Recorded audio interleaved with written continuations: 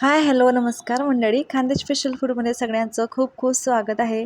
तर मी आज एक लहानपणीची आठवण म्हणून एक रेसिपी बनवणार आहोत. तर आपण सगळ्यांनीच हा पदार्थ कधी ना कधी खाल्ला असेल. आपण जेव्हा शाळेत जायचो तेव्हा शाळेच्या बाहेर जेव्हा आपल्या शाळेच्या बाहेर ज्या मावशी बसायच्या, ज्या चॉकलेट बिस्किटं ज्या विकायच्या, त्यांच्याकडे हा पदार्थ नेहमी राहायचा.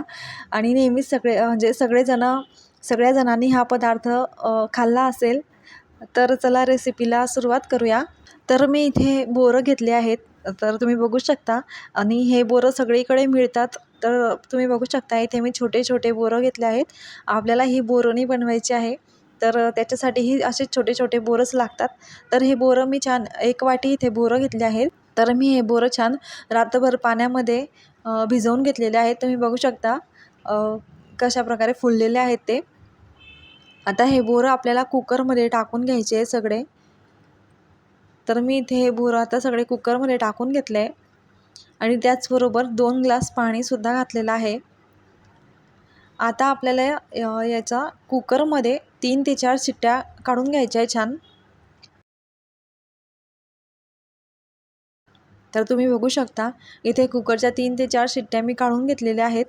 आपले बोरंही छान शिजलेले आहेत, अगदी सॉफ्ट झालेले आहेत. तर मी इथे आता हे छान रळीने घोळून घेणार आहेत.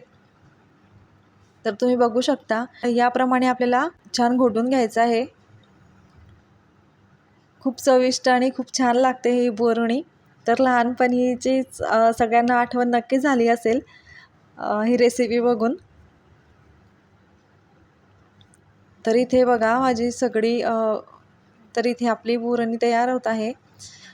त्याचबरोबर मी इथे गूळ घेतला आहे 1 वाटी. ज्या वाटीने मी बोरं घेतले होते त्याच वाटीने मी इथे 1 वाटी गूळ घेतलेला आहे. याच्यात टाकून घ्यायचा आहे गूळ. छान मिक्स करून घ्यायचं आहे आणि आपल्याला आता या बोरणीला 10 मिनिट छान शिजवून घ्यायचं आहे. तुम्ही बघू शकता आपली बोरणी किती छान शिजत आहे.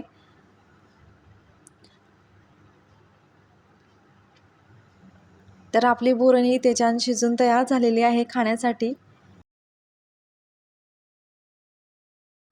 आम्ही जेव्हा लहान होतो त्यावेळी भरपूर आम्ही बोरणी खाल्ली आहे शाळेच्या बाहेर. आजकालच्या तर मुलांना तर आता कुठेही शाळेच्या बाहेर विकण्यासाठी कुठेही दिसत नाही. तर तुम्ही ही रेसिपी मुलांना घरी बनवून देऊ शकता तुमच्या लहानपणीची आठवण म्हणून. तर आवडली असेल तर लाईक करा, शेअर करा आणि चॅनल सबस्क्राईब करायला विसरू नका. धन्यवाद.